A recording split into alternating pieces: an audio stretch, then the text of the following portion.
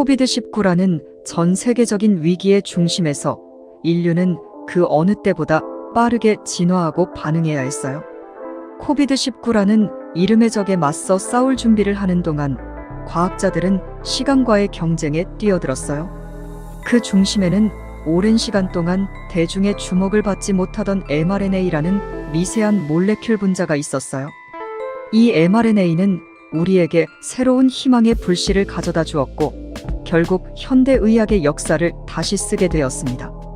카탈린 카리코와 드류 와이즈만은 mRNA의 미래 가능성을 믿었고 그들의 미래지향적 연구는 세계적인 위기의 해결책이 되었어요. 그들의 연구는 단순히 백신을 만드는 방법에 대한 것이 아니라 mRNA와 면역 시스템 간의 복잡한 상호작용에 대한 우리의 이해를 바꾸는데 크게 기여했어요. 여기서는 mRNA의 기적 같은 여정을 탐구하며 이 놀라운 몰레큘이 어떻게 인류의 최대 위기 중 하나에 대응하는데 결정적인 역할을 했는지, 그리고 카리코와 와이즈만이 이러한 혁명을 주도한 방법에 대해 다룰 거예요. 지금부터 이 두 과학자의 노력과 헌신, 그리고 mRNA의 놀라운 가능성에 대한 여정을 함께 시작해 볼게요. 1. 백신의 발전 역사적 관점에서 본 현대의 의학적 기적. 면역학은 우리의 건강을 지키는 체계에 대한 깊은 이해를 제공하는 분야예요. 이 체계는 외부의 위협, 특히 바이러스나 세균과 같은 병원체에 대응하는 능력을 갖추고 있어요. 그러나 이 복잡한 반응 체계를 최적화하고 강화하기 위해서는 어떻게 해야 할까요? 바로 이 점에서 백신의 중요성이 드러납니다. 백신은 특정 병원체나 그 부분에 대한 면역 반응을 유도하기 위해 설계된 생물학적 제재예요. 백신을 통해 몸은 안전하게 해당 병원체를 경험하게 되며 이를 통해 미래에 실제로 그 병원체에 노출될 경우 빠르게 그리고 효과적으로 대응할 수 있게 됩니다. 과거의 백신 연구를 살펴보면 황열병 백신의 발견은 그 시대의 중요한 의학적 도약이었어요. 맥스 테일러는 황열병 백신의 개발로 인해 1951년에 노벨 생리학의학상을 수상하였습니다. 이러한 백신의 개발은 생명을 구하는 데 결정적인 역할을 했으며 세계 각지의 사람들이 이 병으로부터 안전하게 보호받을 수 있게 되었어요. 과거 백신들은 대체로 약화시킨 바이러스나 세균을 기반으로 했습니다. 그러나 현대의 백신 연구는 더욱 정밀하고 특정한 방식으로 바이러스나 세균의 특정 부위를 대상으로 하고 있어요. 이는 분자생물학과 유전학의 발전 덕분에 가능해진 것입니다. 요약하자면 백신은 전염병의 확산을 막고 개인의 건강을 보호하는 데 있어 결정적인 역할을 하는 중요한 의학적 도구예요. 그리고 백신의 발견과 발전은 인류의 건강에 큰 기여를 하였습니다. 이러한 역사적 맥락 속에서 우리는 백신의 중요성과 그 발전의 가치를 깊이 이해할 수 있어요. 분자생물학의 발전과 백신 개발에 미친 영향. 분자생물학은 수십 년 동안의 발전을 거듭해왔으며 이 과정에서 백신의 제조와 연구 방식에 큰 변화를 가져왔습니다. 본 영상에서는 분자생물학의 진화가 백신 개발에 어떤 식으로 영향을 미쳤는지, 그리고 이러한 변화가 현대의 백신 기술에 어떤 기여를 했는지 살펴보겠습니다. 과거 백신은 주로 약화시킨 또는 죽인 바이러스를 사용해 개발되었습니다. 이런 방식의 백신은 바이러스의 생명력을 약하게 만들거나 제거함으로써 안전하게 면역 반응을 유도하였습니다. 그러나 이러한 전통적 방법은 제조 과정에서 많은 시간과 자원이 필요로 하였습니다. 분자생물학의 발전 덕분에 우리는 전체 바이러스 대신 바이러스의 특정 부분, 즉 개별적인 바이러스 성분을 기반으로 한 백신을 개발할 수 있게 되었습니다. 이러한 접근법은 바이러스의 특정 유전자 조각, 주로 바이러스 표면에 발견되는 단백질을 인코딩하는 부분을 사용하여 바이러스 차단 항체의 형성을 자극하는 단백질을 만드는 데 사용됩니다. 이 기술은 B형 간염 바이러스 및 인간 파포바 바이러스와 같은 바이러스에 대한 백신에 적용되었습니다. 더욱 복잡한 방법으로 바이러스의 유전자 부분을 무해한 운반 바이러스, 즉 벡터로 이동시킬 수도 있습니다. 이 방법은 에볼라, 바이러스와 같은 바이러스에 대한 백신에서 사용되었습니다. 이러한 벡터 백신은 주입될 때 선택된 바이러스 단백질이 우리 세포에서 생성되어 대상 바이러스에 대한 면역 반응을 유도합니다. 그러나 전체 바이러스, 단백질 및 벡터 기반 백신의 생산은 대규모 세포 배양을 필요로 합니다. 이러한 자원 집약적 과정은 발생 및 대유행에 대한 빠른 백신 생산을 어렵게 합니다. 요약하면 분자 생물학의 발전은 바이러스를 통째로 사용하는 전통적인 백신 제조 방법에서 더 효율적이고 안전한 방법으로의 전환을 가능하게 하였습니다. 바이러스의 개별 부분을 사용하는 이러한 현대적인 접근법은 더 빠르고 효율적인 백신 개발을 허용하며 미래의 감염 질환 대응에 있어 중요한 역할을 할 것으로 예상됩니다. 3. mRNA 기술의 출현과 그 초기 장애들. 백신은 우리 인류의 역사와 복원에 있어서 끊임없이 진화하고 발전해온 중요한 도구입니다.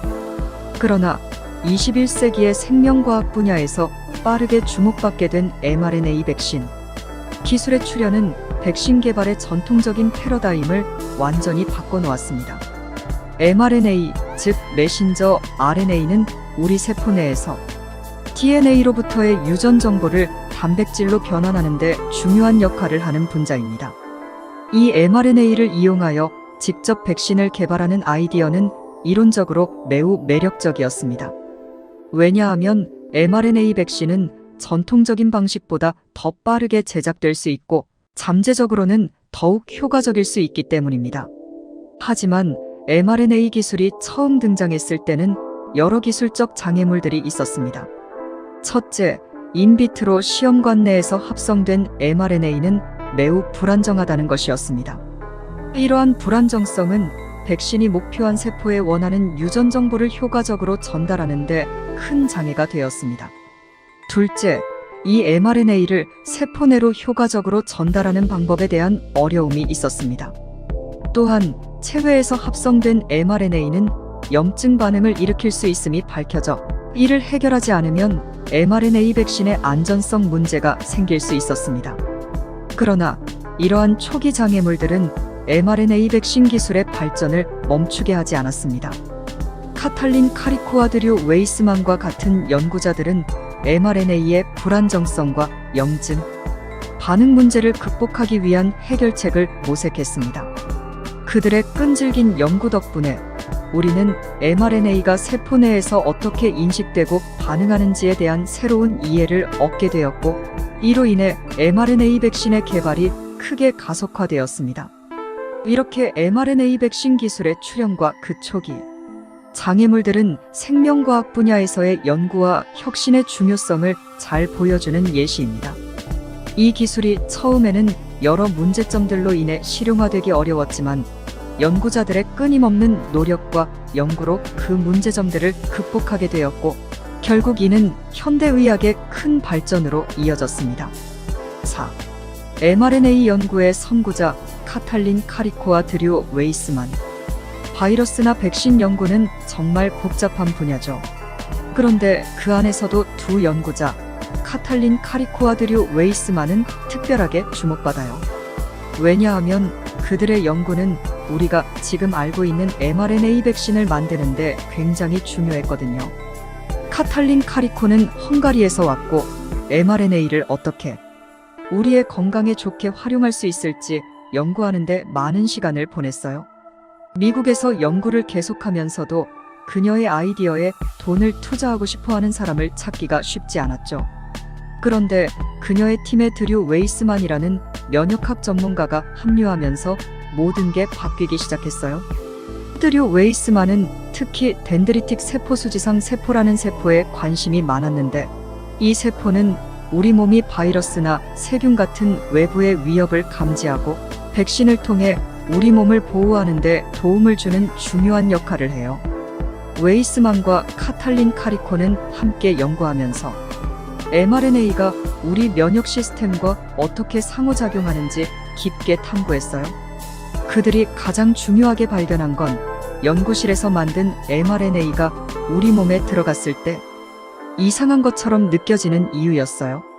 그 이유를 알기 위해 mRNA의 구성 요소인 A, U, G, C를 깊게 연구했죠. mRNA는 세포 내에서 단백질 생산의 주요 템플릿 역할을 해요. 그러나 연구 초기에는 체외에서 합성된 mRNA가 세포에 의해 이질적인 물질로 인식되는 문제가 있었죠. 이로 인해 mRNA가 연구 대상으로서의 잠재력을 활용하기 어려웠어요. 그런데 카탈린 카리코아드류 웨이스만의 연구는 이 문제의 해결책을 제시한 거예요. 그들은 mRNA의 베이스 염기 수정이 이질적인 반응을 방지하고 세포 내에서의 단백질 생산을 향상시키는 핵심 역할을 한다는 것을 발견했답니다. 그 결과 mRNA의 구성 요소와 그 안정성 사이에 중요한 관계가 있다는 것을 알게 되었어요. 이 연구는 2005년에 발표되었고, 이 연구 덕분에 mRNA 백신을 만드는 새로운 방법에 대한 큰 발전이 있었답니다. 요약하자면 웨이스만과 카리코는 mRNA가 우리 몸과 어떻게 상호작용하는지 알아내서 그 기술을 활용해 mRNA 백신을 개발하는 데 큰 도움을 줬어요. 그 결과 코로나19 같은 대유행에 빠르게 대응할 수 있는 백신을 만드는 데 크게 기여했답니다. 또 하나의 혁신, 나노기술의 도입. 또한 mRNA 백신 개발에서 나노기술의 역할은 정말 중요해요. mRNA는 자체로는 좀 불안정해서 세포에 잘 안 들어가거든요. 그래서 이 mRNA를 세포 안으로 잘 보낼 수 있는 방법을 찾아야 했어요. 그런데 여기서 나노입자 기반의 전달 시스템이 큰 도움이 됐어요. 그 중에서도 리포솜이라는 기술이 주목받았어요. 리포솜은 양전하를 가진 지질 나노입자인데 mRNA처럼 음전하를 가진 물질을 감싸서 세포 안으로 잘 보낼 수 있게 도와줘요. mRNA가 혈액 속에서 금방 분해돼 버리는 문제도 리포솜 덕분에 해결할 수 있었어요. 그래서 파이저-바이오엔티CH와 MODERNA 같은 회사들의 COVID-19 mRNA 백신에서도 이 리포솜, 나노입자 기술이 적극 활용되고 있어요. 이 기술 덕분에 mRNA가 세포 안으로 안정적으로 들어가서 백신이 효과적으로 작용할 수 있게 됐거든요. 이렇게 mRNA 백신은 미리 정해진 단백질을 만들어내서 우리 몸의 면역 반응을 도와주는 mRNA 지침을 세포에 직접 전달해요. 이 방법이 다른 전통적인 백신 방법보다 더 빠르고 유연해서 코로나19 같이 급하게 대응해야 하는 상황에서 큰 장점이 되고 있어요. 6. mRNA 백신 COVID-19 팬데믹 이후의 전망. mRNA 백신 기술의 출현은 현대의학의 혁명적인 발전 중 하나예요. COVID-19라는 전례 없는 전 세계적 위기가 초래한 중요한 요구에 대응하여 mRNA 백신은 높은 보호 효과와 빠른 개발 속도를 통해 자신의 가치를 입증했어요. 우선 COVID-19 팬데믹이 발발하기 전에는 mRNA 백신에 대한 상업적 개발은 제한적이었어요. 그러나 SARS-CoV-2와의 전쟁이 시작되자 mRNA 백신은 이 바이러스의 표면, 단백질을 인코딩하는 두 가지 기반 수정 mRNA 백신이 기록적인 속도로 개발되었어요. 이 백신들은 약 95%의 보호 효과를 나타내며 2020년 12월에 이미 승인받았답니다. 이러한 놀라운 유연성과 속도는 mRNA 백신 기술이 다른 감염성 질환에 대한 백신, 그리고 향후 일부 암 유형을 치료하는 데 사용될 수 있는 새로운 플랫폼의 길을 열었어요. 예를 들어 질병 발생에 따라 신속하게 조정 가능한 백신 플랫폼이 필요한 경우 mRNA 기술이 중요한 역할을 할 수 있어요. 더욱이 mRNA 백신은 전 세계적으로 130억 회 이상 주입되어 수백만 명의 생명을 구하고 많은 사람들에게 중증 질환을 예방하는 데 도움을 주었으며, 사회는 이 백신의 빠른 개발과 효과적인 배포 덕분에 다시 일상으로 돌아갈 수 있었어요. 결론적으로 카탈린 카리코아드류 웨이스만의 기본 연구는 mRNA의 베이스 수정의 중요성을 발견함으로써 이런 변화의 핵심 요소가 되었고, 그들의 발견은 우리 시대의 가장 큰 건강 위기 중 하나에 대한 지속적인 대응의 결정적으로 기여했어요. 지성인이라면 이러한 혁신적인 기술의 개발과 그것이 우리 사회에 미친 영향을 깊이 이해하는 것은 매우 중요해요. mRNA 백신은 오늘날의 전염병 대응뿐만 아니라 미래의 여러 의학적 도전에도 솔루션을 제공할 수 있을 거예요. 7. mRNA 기술의 전망. mRNA 기술은 단백질의 생산 지시서 역할을 하는 분자인데요. 원하는 단백질의 생산을 유도하고자 하는 의학적 상황에서 이 mRNA 기술이 아주 유용하게 쓰일 수 있습니다. 치료 단백질 생산 몸속에서 부족하거나 문제가 있는 특정 단백질을 대체하거나 보충하기 위해서 mRNA를 활용해 해당 단백질을 직접 만들게 할 수 있어요. 세포 내 전달 mRNA를 세포 안으로 잘 전달하기 위해서는 나노 리포솜 같은 전달 시스템을 활용하면 돼요. 그러면 세포가 mRNA의 지침대로 원하는 단백질을 만들 수 있게 됩니다. 개인화된 암 백신 암세포는 정상 세포와 달리 다른 단백질을 표면에 가지고 있는데 mRNA 기술로 이 특징을 이용한 개인 맞춤형 백신을 만들 수 있어요.